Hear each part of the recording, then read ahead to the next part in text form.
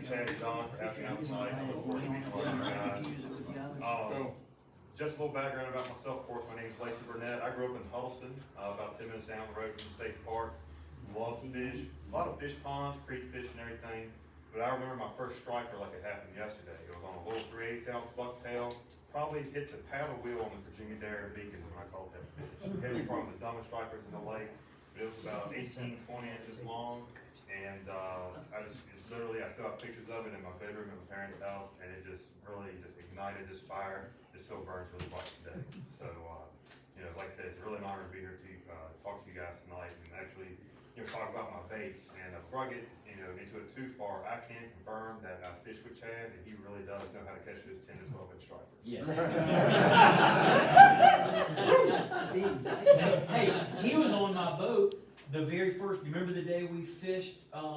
We were pulling gizzards one day. We shouldn't have been. The water was too warm. Yep.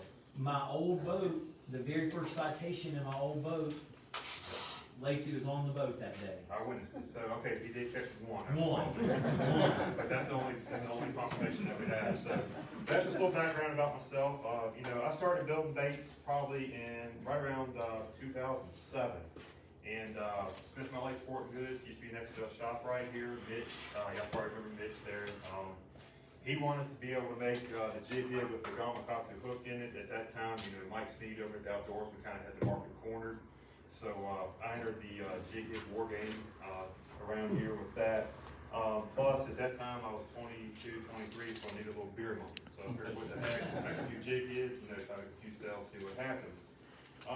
Another reason I started making them is because I got to really thinking about it, which is kind of impressive at the time, as young as I was. You go out, you put all this gas in your boat, and you have these nice rods, nice reels, expensive line, fluorocarbon, and all those different things, big 10-inch fish finders on your boat. And I'm using my gotcha jig head with an Eagle Paw 10 hook on it. And I'm not about to dig on those hooks. There's how many millions and billions of fish have been caught in those Eagle Paw saltwater 10 hooks. But I started losing fish. I started having fish, open them up. And I was hooking some really nice strikers. And I just felt like those hooks just would not hold up. So between Mitch at the Sporting Goods and just my own personal experience, I decided, okay, let's invest in some molds, let's get some lids, get some hooks, and make this work. So I started making the jig heads, and honestly, and y'all gonna think this is really weird, and don't judge me for it, but I had a dream one night about taking a spinnerbait skirt, putting it on a round jig head, and kind of getting away from the bucktail game and getting more into, at the time I called it a skirt chaser. And didn't realize the skirt chaser name was already taken. And I made a couple of them. Of course, it was like June, July, the fish were deep, everybody was in Betty and Becky's, yacht club area, fishing over at Bull Run on the Blackwater side. And I talked to the Shad Taxi about it, Todd Keith, all you guys are probably familiar with Todd, great guy. Travis Pace will Casting Stripers, I've known Travis for a very long time too. And of course Dale Wilson, which I think Dale is probably like the foundation of striper fishing here on this lake. And I hope he's doing a little bit better, as I know he's been having some health issues. So, yes, sir. I gotta tell you, Lacy, Travis, I see him quite a lot, and he tells me you make an outstanding lure, but you don't know how to use it. I don't know if he knows what he's talking about. Oh, well, I would expect nothing less If from it him. goes to Gilmore, I'm just getting even. And see, I was about to give Travis some credit, so now I'm about to take that back. He's a mess. He is a mess. He is one of a kind fellow. Yes, I can sir. tell you Nice that. man. Absolutely, yes, sir. But anyway, so I bought all the material, bought the thing to make my skirts with, and took a few to Todd, Dale, various things. Dale looked at it and said, this ain't gonna work, it's too big. Todd's like, hard to beat a jig head Fluke, and he's not wrong. So, June, July, August, September happened. I had 20 of them in Mitch's store. They didn't sell. Kind of getting down and out about it. Fish finally showed up the river, and I live up around R47. So fish finally got up the river, getting the digger down. Me and my buddy go out. We catch 4 fish on it, and one was like a 33-incher. I said, oh my gosh, maybe I'm on something. Took the pictures in the Mitch. I was like, hey, these things are working. He finally convinced some guy to buy 2 of them. The next day, that guy the very next day came in and bought every one he had. And so it wasn't long after that, I was fishing with Travis. We were up at Bay Rock, fishing the flat right below Bay Rock Marina, dragging gizzards, fish blowing up all over the place, couldn't buy a bite. literally picked up the monkey and we started catching fish on it. He said, man, this fish is spiked like a swamp monkey. And I looked at him and I said, what the hell is a swamp monkey? And he said, I don't know, man, it sounded cool. So from that point forward, you know, Swamp Monkey Lures was born. So that's a little bit of history about that. So quite a few things with you guys tonight, just kind of talk about rigging. I mean, I have a feeling most of you have rigged a fluke before. But just real quick, this is what I start with. So this is a Gamakatsu 90-degree bend 6/0 hook. Now in some of my monkeys, I use a 5/0, a quarter, 3/8, and half ounce. If you go up to the 5/8 and a little heavier, I like a little bigger hook. In the half ounce and 3/4 ounce jig head, I use a 6/0, and the quarter and 3/8, I use a 5. But literally this is what I start with. I literally pour my own lid, this is powder paint. I have the fluid bits, toast up and everything set up. The eyeballs on the monkeys, I hand paint using a drill bit. I have 2 different size drill bits. So I have one bit that's a little bit bigger, you know, of course, for the color part. And then I guess the pupil, I'm not a optometrist, but the little black part, you know, I have a smaller drill bit for that. Now, Dwayne, the captain's quarters, convinced me a few years ago to start doing the white jig heads with the silver prism eyes. They have been extremely popular. And so I can't take credit for the silver prism as a sticker. It makes my life a whole lot easier because huffing this paint sometimes, you know, kind of gets a little crazy. And it's a lot quicker process than hand painting. But I refuse to go stickers on a lot of stuff because I stand behind what I do. And you guys are fishing hard, spending good money doing it.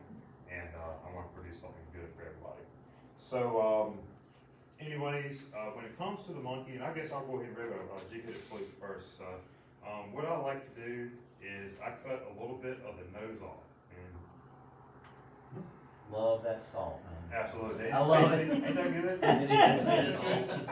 So it's probably kind of hard for you guys to see at this point, but you know, it's about, I don't know, say a 1/4 inch, maybe a little more than a 1/4 inch of the nose off. And what that does, it allows that fluke to get right against that head. And you got that flat back on that jig head right there, and it really sits there well. Now, another little tip I'm gonna give you is this little ball of Loctite here. It's like $2.50. You can get them at Walmart all day long. Actually, order them online, they'll ship them right to your door when you have to go inside, which is fine with me. But this will allow you not only to save on your flukes, but it saves you time. You get in a big school of fish, you want to keep that fluke on that hook. That way you catch that fish, get it back, get back down to the school before it's gone. So my jig head and fluke rigging is pretty basic. I mean, I literally go, I got my square, I go through the middle of that square. I ain't doing a very good job. But I come out the slit. So, you know, flukes have that whole split belly. So I come out that slit, I run it up to the lid. And once it gets to that lid, I twist it around. So I put the flat part to the back. I see some guys rigging it like that right there, and I ain't saying you're wrong, but that just is not how the way I do it. So I bring it on around, and I just slide it on up, and then I put the hook back into the slit, and I get a little pinch. And that little pinch just kind of helps keep it straight. And you want to keep this thing straight as an arrow. If you go to the side like my dad does, it looks like the helicopter lure going across the lake. Now, he still catches fish with it, but I can't really, I don't promote that. So anyways, what you got a straight fluke. And of course the fluke's the tail, of course, bounces around a little bit.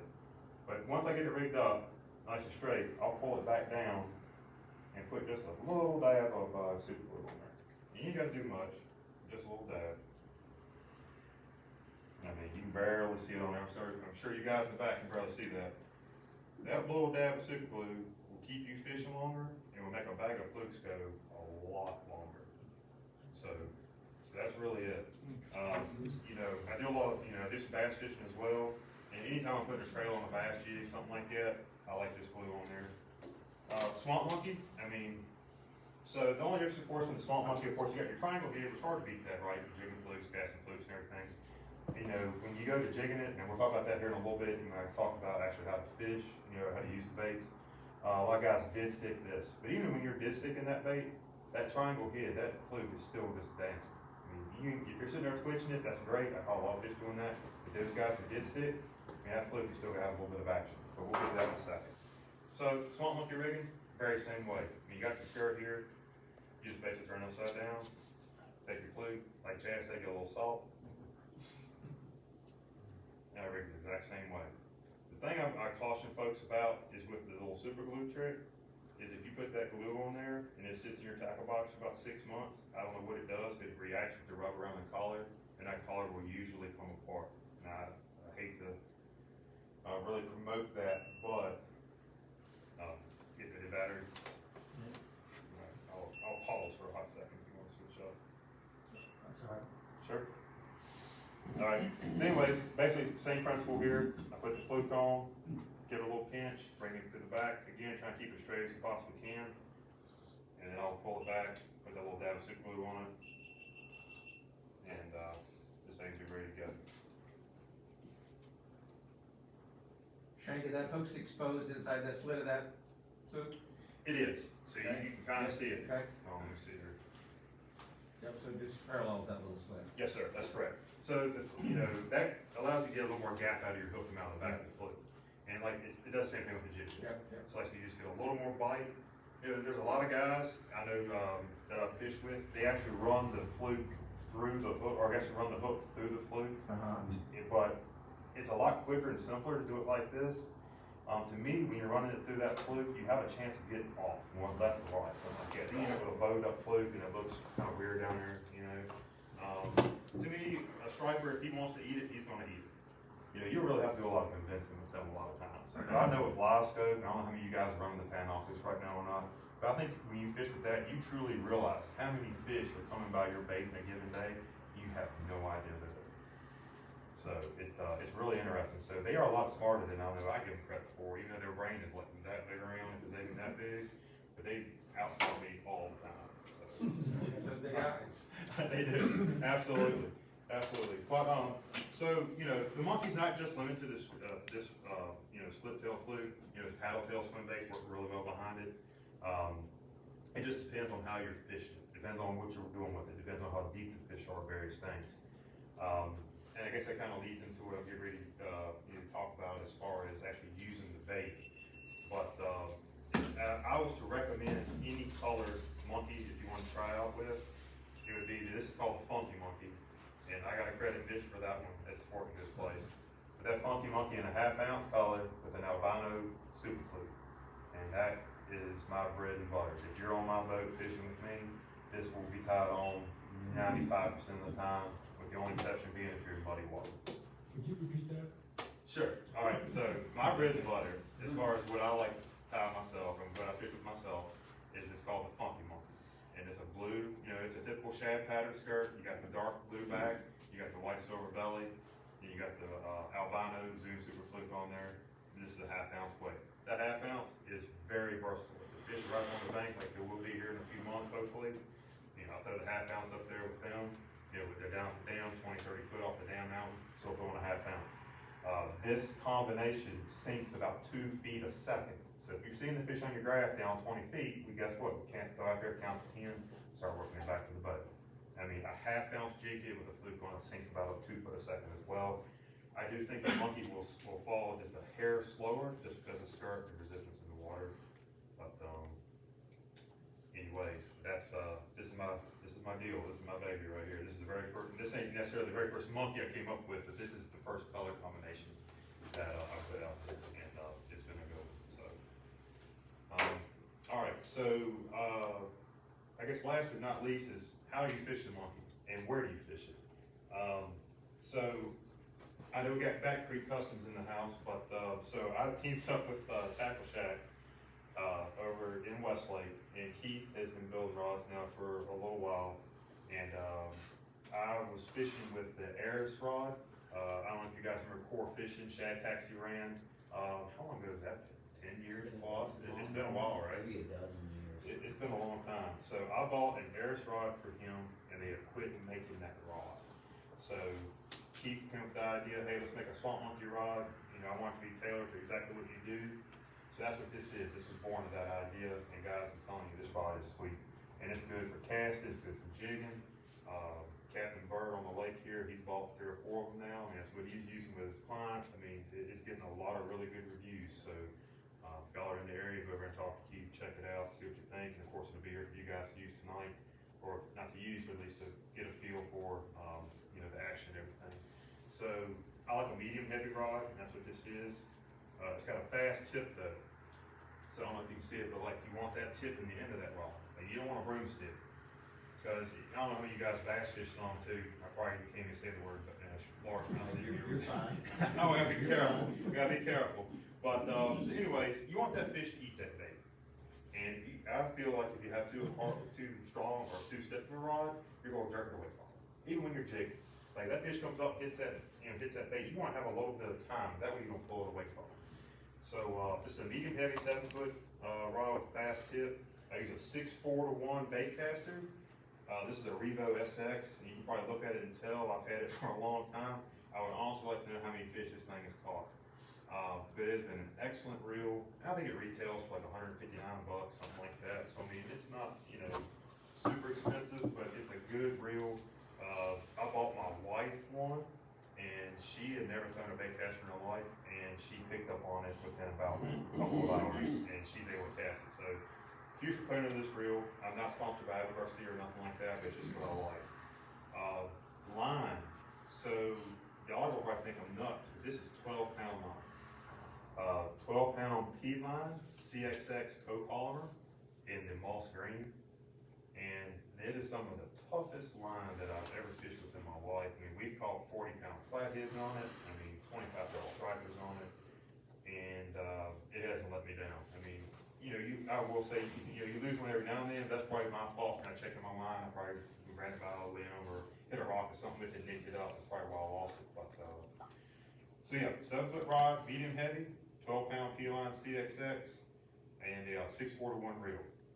I do think on the reel, you probably could go up to a 7-to-1, something like that, a little bit faster, because when that fish hits that monkey and he's coming at the boat, you want to catch up to it as he's flying at you and really get a good hook in it. I got a couple of YouTube videos, nothing instructional, just me fishing. So, but you'll actually see when I set the hook, you see me. I mean, I'm reeling until I hear drag come out of my reel. I mean, I really want to get that hook on. So, anyway, so that's that. So, how do I fish the monkey? We'll go over that. So, everybody, jigging a fluke. You basically you fish on the grass, you drop your fluke down, and you sit there, and you dead stick it a lot of times, or you just kind of get some twitches, or you kind of, twitch it pretty good. I mean, jigging is all in personal preference with the fish wanting that day. So jigging, there's really no wrong way to jig. There's really no wrong way to fish the monkey either. But that's my, idea, I guess, as far as jigging for stripers. Monkey, on the other hand, is a little bit different. To me, I'm always casting the monkey. I don't necessarily jig it as much. For one thing, it's slow.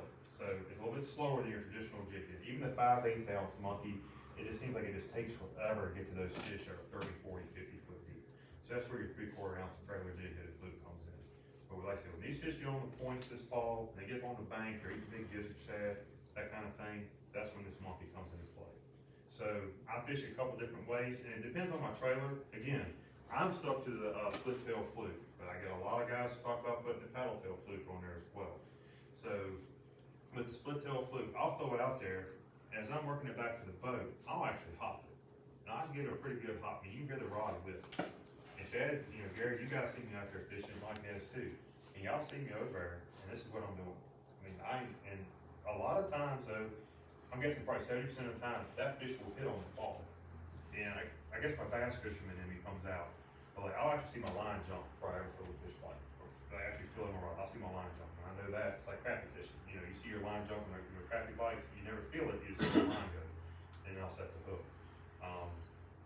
A lot of times they hit it going the other direction. I mean, they set the hook themselves. And again, when I'm popping and I get that bite, I reel until the rod just can't take it anymore, then I fight the fish. When I do use a swim bait, and I use a swim bait a little time when the fish are a little bit further off the bank, and you literally still out there, and at that point, you let the swim bait do the work for you. If you're hopping it a lot with the swim bait on there, to me, that tail back there kind of acting kind of weird. The swim bait bite is a lot more solid. I mean, that fish is just kind of, he's kind of finicky or whatever, and he just sees that swim bait go by, and he nails it. And what I think the skirt does is it just gives it a little beefier profile. I mean, look at a gizzard shad, look at a thread fin, which we don't have a lot of thread fins now because of the kill. But they have a really big upper body, and then it tapers down to their tail. So I think this skirt gives them that profile to look for in the water. And I'm sure, or at least I hope some of you guys have tried this in the, have caught some fish on it and have actually washed it in the water. But just put it down beside the boat one day and just watch that skirt and how that skirt really gives it that little extra, I don't know what you wanna call it, just that little extra flash, a little extra motion. And I think that's what sets it apart from the Fluke. And I think it's one reason why it's been so successful for myself and for a lot of guys. I think I was talking earlier before I got here, I think the Monkey has made it to at least 40 states in the last 13 years. And I was telling Chad, I think I've sold over 1,000 3/4-ounce jig heads in the last 6 or 7 weeks. And this is all a hobby. I mean, this is not a full-time gig. I'm actually the wastewater operations manager up there for the water authority. So, I mean, it's something I really enjoy. And what I love about it most is I will get pictures from people. And it's like, hey, I spent all day on the lake. I wasn't getting a bite. Went to the captain's quarters, the tackle shack. I picked up some monkeys, put a Fluke on it, went out, and my daughter caught their first striper. Or like, my grandfather caught his first striper. And he caught it on something that I made, sitting in my basement. And, there is something really special about that to me. And, I truly enjoy it, more than I probably should. My wife says I probably spend a lot more time doing it than I need to be spending with her, you know how that is. But she's got the striker bug too, and that's cool. So that's something we're able to share. And, like I said, Captain's Quarters carries my stuff. SML Tackle Shack, they are obviously a huge supporter as well. And Steve Chris down at WW Novelty in Lynchburg, he also carries my baits as far as in store. Dreher Island State Park down at Lake Murray is also another store that carries my baits. Other than that, guys just reached out to me by email, called me on my cell phone. Said, hey Lacy, meet me in Food Line parking lot, don't be shady. Take 2 bags. That's exactly, I need a couple of ounces. I need a couple of ounces if you're good at it. So, it's been really interesting. I will say a fun story, then I'll shut up and let you guys ask some questions if you have them. So at work, we have security cameras on our front gates, and we were doing the CPR class, and the CPR instructor, huge fisherman, and somehow he had heard about my baits and actually talked about it to me. He said, "Oh man, I use this swamp monkey, it's such a great thing." I said, "Oh really? I know the guy who makes it. He's kind of a butthole." But anyway, so we carried on conversations. Like, hey, I'm going back in the area here in a few weeks. I want to get some of your baits. All right, fine, no problem. I said, but look, you have to meet me outside the gate because I don't want to sell anything on planet property. I don't want to get in trouble, yada yada. So we go outside the gate. Here comes the CPR guy. My phone starts buzzing. I kind of just keep shaking it off. And when I get back to my office, the manager called me at the time. I said, Lacy, you come to my front office. And they saw me take a Ziploc bag full of something, put it in this man's truck, and he handed out a $20 bill. Busted. So, But anyway, yeah, absolutely. So it's been a great ride. I thoroughly enjoyed it. And like I said, if it wasn't for you guys, I probably wouldn't be up here talking about it today. So hopefully it's been able to put a few stripers in your boat. And if it hasn't, I encourage you to try it. I'm not gonna say it's gonna be a 10-inch gizzard on a flamer board, but it has definitely done well for me and done well for a lot of folks. So I'll open it up to any questions anybody may have or thing like that. So again, appreciate it, Chad, Gary, thank y'all. Absolutely. Yes, sir. Who all carries your bait? So, SML Tackle Shack over at Westlake, Captain's Quarters, and WW Novelty down in Lynchburg. They're off of Old Forest Road down near Lynchburg. I guess it's University now, or Lynchburg College. They carry as well. Do you Yes, have, you use the Super Fluke rather than the Magnum, or do you try the larger ones? I haven't actually tried the large one. I mean, I am very stubborn and resistant to change. And this particular combination here has just done so well for me. And I mean, I've taken it to Leesville, Bugs, Stanton River, anywhere, Claytor Lake. I mean, and I caught fish on it. I mean, I caught everything on it. And speaking of Travis, he caught the big red drum. Ever thought about the drum and the trout? Yeah. So he caught a 52-inch drum on a monkey a few weeks ago. Probably the biggest fish that I'm aware of ever caught on a monkey. That's a good size. It's a huge drum, and she smoked it. And he also was catching speckled trout on it. He called them gator trout because they were all over like 24 inches long. I think they were like 24 to 28 inches long. I have made some really weird colors. That electric chicken color, the pink and chartreuse for the trout flounder guys make a lot of that. The bass guys, a couple of them, they don't want me to mention their names, but they use them a lot. You know, secret of bass guys, sorry, I don't wanna get into that. But, anyways, it catches a lot. It really, I mean, anything that eats a shad, I mean, I think will eat this. So, What size zoom are you using there? so that's a 5 inch, that's a super fluke. And, I think the Magnum will work well, but you know, the Magnum is kind of beefier, right? So with this size hook or with this style hook, I'm not sure how much gap you would have between the plastic and the hook, so, you know, you may not be able to get as good of a hook set as, you know, maybe using it, you know, something a little bit like this, even though this is the same hook.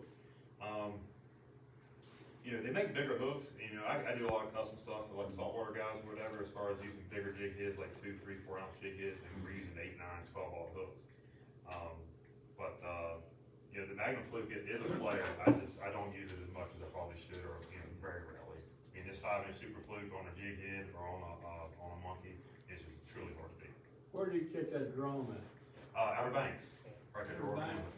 Yep. How was it weigh? He didn't weigh it. He said it was 52 inches long, and I forgot how long it was around. It was Just huge. big. He estimates between 45 and 50. I'll show you, Yeah, that- Marshall, I'll show you a Pictures picture. on his website. I'll show you. Yeah, I'll say it's close to 50 pound fish. It was 45. Oh, that lure you got right there, you can catch flounder on that. I would not be surprised. I would not be You can bust them, I'm leaving Sunday, be gone for a week. surprised. All right. I got a place at Oak Island and I fish saltwater much as I do up here or more. Yes, sir. So I knew what you were talking about, when you said the drum, I'm going Spanish ring down there now, Sure. and the King Michael, so I'm going down there. Very cool. So I stay down a whole lot. That's awesome. But you get around the toothy critters, and it may tear that skirt up pretty bad. I don't know. So that's where we make those down at the beach, and Yeah. that's a good flounder. Oh, That's an excellent flounder lure for it slow. I bet. It is, they'll eat that up. Absolutely. Oh, no, it's a jumbo. I don't know what it is, they're trying to eat me up over here. while I'm- Yes, sir. Fish this small monkey at night, during the winter under the lights? Oh, absolutely. Absolutely. I So mean, with the skirt or without the skirt? with the skirt. Okay. Actually, let's see, what hurricane hit us this fall? I, Was it Ida? No, actually this fall, like last year. I'm sorry, not this year. Last fall, there was a hurricane coming, and we went out the night before, and it looked like, you know, submarines going through the lights. And we had probably one of the better nights probably the best night of striper fishing I've ever had. It was fishing the lights. Tell them about, and this is, you know, this is why you're part of the striper club, to kind of get the inside information, right? In the wintertime, when what is coming, is it absolutely on fire? Oh, the blizzards. Whenever they call for snow, get out on the water. Absolutely. I'm not kidding you. Yeah, absolutely. Pressure change. Have the monkey ready to go for when the fish come up, and also have one tied on another rod, like just the jig head and the fluke combo for when they're down and you're jigging. I can't tell you, when I used to keep my boat at Bayrock, I can't tell you how many harrowing rides home I had on Hardy Road because I stayed out on the water too long fishing when it was snowing, probably boat to boat with you besides. Yeah, chasing the seagulls is huge in the wintertime. I love it. I'd rather do that than eat when I'm hungry. I swear I would. It's the bird, something about pulling around the corner and seeing those seagulls diving and just knowing you're about to run. I can't really describe that film, but it is awesome. They sure tricked everybody this year with that fish. Yes, they have. There's been 2 years we've had that fish kill I every chased year. a lot of seagulls and Yes, they're sir. already full. Can't even say. That fish kill is tough. Yeah, But- it's tough to fish. Yep, absolutely. But yeah, chasing the birds in the wintertime. And honestly, I don't know if you guys have noticed it as much as I have, but since the blueback's been put in here, these fish stay shallow a lot longer in the winter. And I've been able to take this out middle end of December, early January, and throw up on the points shallow and catch some really nice fish. So, I mean, this thing, I would fish a monkey literally probably 10 months out of the year, and I do. And when those fish get, like I said, that 30 to 50 foot range where they are now, those great big schools, I think it just falls just a little too slow, and that's where this dude comes in. And this particular combination here with white ice, super fluke, and that triangle head is good to go. Flukes, of course, I mentioned albino, everybody's familiar with white ice and pearl. I mean, just very tried and true colors. I mean, there's 1,000 different colors out there, blue glimmer, sexy shad, Arkansas shad, I mean, all those colors work. Lemon shad's popular. You know, it's just really hard to beat. So. Is Anybody else have any questions, any more questions for Lacy? A general question, some kind of new to the lake. Sure. I'm used to tidal fishing. When, in the winter, when you're chasing the seagulls, is it usually more on the main channel versus? Everywhere. Yeah. You don't know, you never know where you're gonna see a seagull, Okay. a bunch of them. So when you do see them, you'll never forget it. You'll And- chase them forever. Well, and is it like in the afternoon or in the morning? Early mornings is best, just about daylight, and Okay. you pop around the corner. So it's like tidal fishing, tidal They'll be water. everywhere. Okay. Yeah, you never really know where the birds are Yeah. gonna be. I mean, they roost around Bridgewater, I believe, after all this flooding. Oh, And you'll no. see 10 gazillion there, so be careful there. And every time they hit your water there's fish there. Yeah. But if you go up the river, go back down towards the state park, you go around the corner, you see them out. They usually will start in the main channel, and then they kind of filter their way back into the creeks. Like, I know one school, we chased from Grimes all the way down to Stony one afternoon. I mean, it's amazing to me how far these fish will swim. But those How birds, fast they swim. no, it's, yeah, and especially in the wintertime, you're talking about 43, 44 degree water, and they, they have the turbos on, they're gone. And don't let them fool you if they're just sitting. If they're just racked up, they're just racked up. They're resting. Yep. If they're not dying. Right. It's like tidal water. Yep, same principle. You're not diving, you're not- But if Not you, even bothered, they just resting, their bellies are full. if you get to an area though, and you see them sitting around, and it's not near the bridge, they're not gonna be far away. I would definitely hang in that area.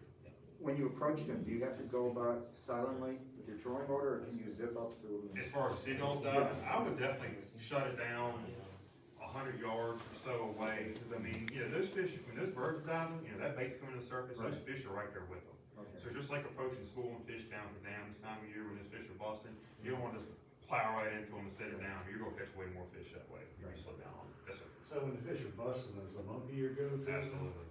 And I'll tell you why, I love a chug bug, I love a spook, all that kind of stuff, man, this treble hook just takes way too long to get out of the fish. So that single hook, I mean, and they bite it, and honestly, and some of you guys will be able to tell this and let me know if this is true or not, I've always heard the bigger fish are below the school.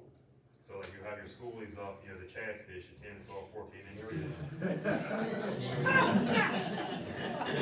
So they're usually the ones that bust the shad, but your better fish at school are usually, they're lazy and fat like me, and they just wait down there and wait for those dish shad kind of fall to the bottom, and then, so, like I said, let's get away from those treble hooks. I mean, especially if you catch a good fish on a treble hook bait, it takes so long to get out of the net, and of course, you don't want to catch one in the hand. So, like I said, it's hard to beat this thing, and especially the guys up around Bay Rock and Warmers here in a few months, I mean, you'll see a lot of monkey users up there. Lacy, thanks. Hey, Chad, thank y'all. Thank you.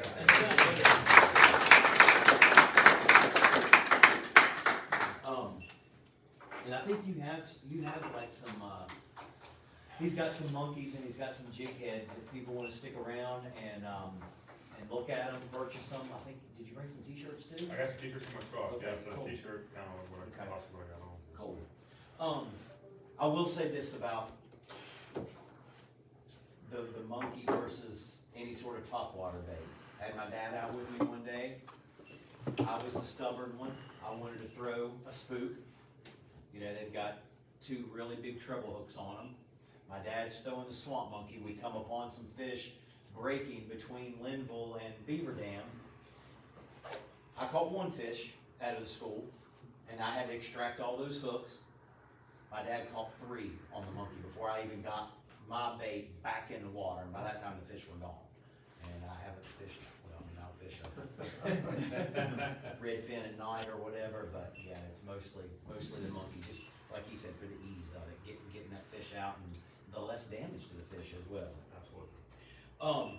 So we have a couple things that we need to do before we finish up tonight. We need to draw on the 50-50, and we need to draw on the door prize. So here's what we've got on the door prize. We've got a bag of flukes from Joel's business.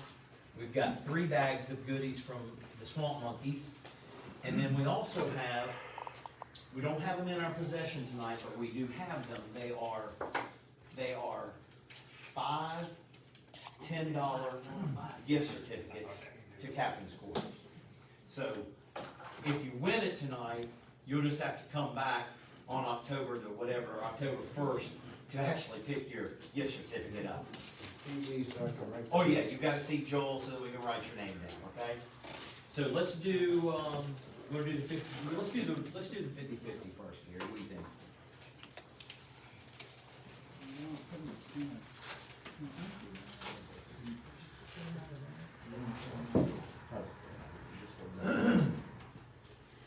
So is that the 50?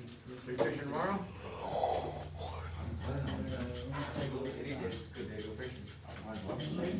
Gotta watch this, that's the,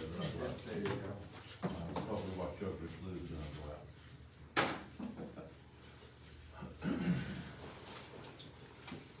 How much you looking for?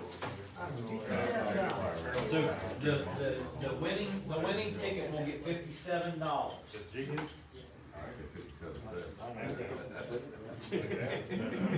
Mr. Coffee, if you do, we're gonna have to answer some questions. Alright, so here's the winning number for the 50/50.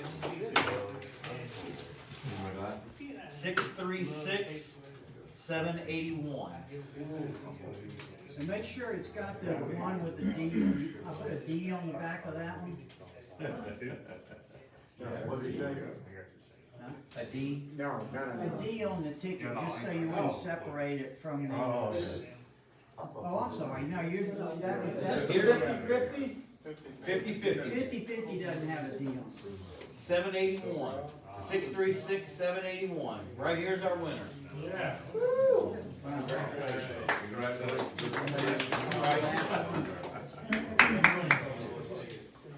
Just a month. It's just a month. Okay, we'll pass it around a little bit. Alright, so let's do this. We've got enough door prizes.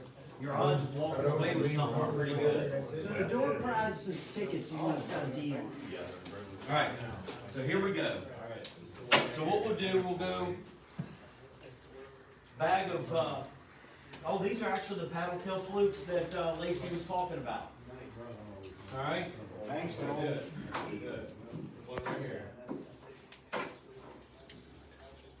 Alright, Mr. 50/50 winner, you draw out the first ticket for the paddle tails. 636-805. 805. Ooh, there you go. Thank you, sir. Alright, so the next one will be a bag, it looks like quarters, halves, 3/8, and 3/4, and a bunch of pictures of some ugly dude holding some good looking fish. Come right where I can. There you go, we'll let you draw again. 8 'em, it'll be 24. Alright, I got chopped. 636-812. Hey. Oh. You're recording, you can't be this. Thank you. Alright, another bag, that looks like about the same setup. So small monkey is 3 and then these will be 5. 811. That you, 811? Yeah.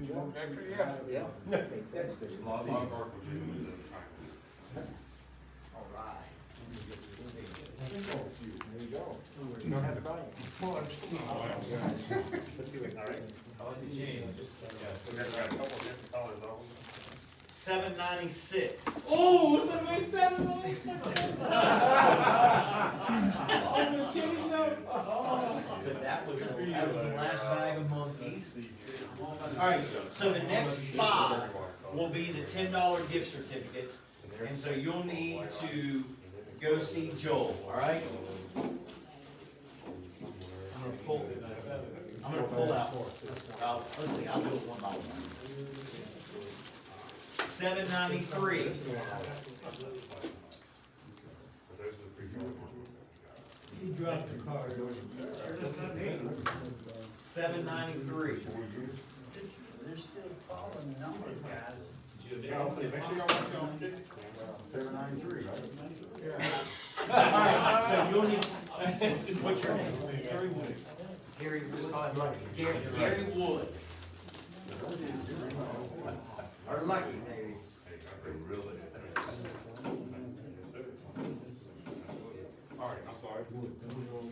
8:03. Okay. Santa Claus. Oh, yeah. Santa Claus guys. I 8:09. I got it. So these are three monthly policies. These are my three, definitely tried to avoid. Joel right here. Yeah. What's that? That's 3. Get the last one, wait a minute. So, money water. 8:02. Here we are. Marshall Harris. Guys, come on. No kidding. You can't be cleaning up back here. What is this? Marshall. This is your lucky day. I'm gonna give it to you. Marshall. Yeah. Right. Last one. I'm giving that call right down to the blue shirt. I got a little one there for you. 8:13. Steve. Winner. Yeah, right. Nice. Get him right. around again. Yep. Go. Is it you? You got the right, what's the number? 8:13. Alright, so we got, 4 monkeys and 12. Alright, so that's, Passing this along if you wanna recycle what was here, I guess. Okay. I think that's all of the door prizes. give it to him I'm gonna pass this around and just put the rest of the tickets in and we'll throw that away. John, is there anything else we need to cover tonight? No, I think, we're in good shape. Next meeting is gonna be Friday, October 1st. Sure. So, definitely let us know if you have some ideas for speakers or topics, things you wanna cover. We're gonna have a board meeting between now and then, and we'll see what we can come up with, but, I hope to see you all then. Guys, thank you so much for coming out. Again, thanks to, oh, go ahead. I do wanna say, you might have seen me recording, Lacy's comments. I'm gonna do my best to get those posted on the website. So, you can go and check that out and make your own notes about what good information was given out tonight. Thanks everybody for coming. Appreciate it. Yeah, see you next time. If I were to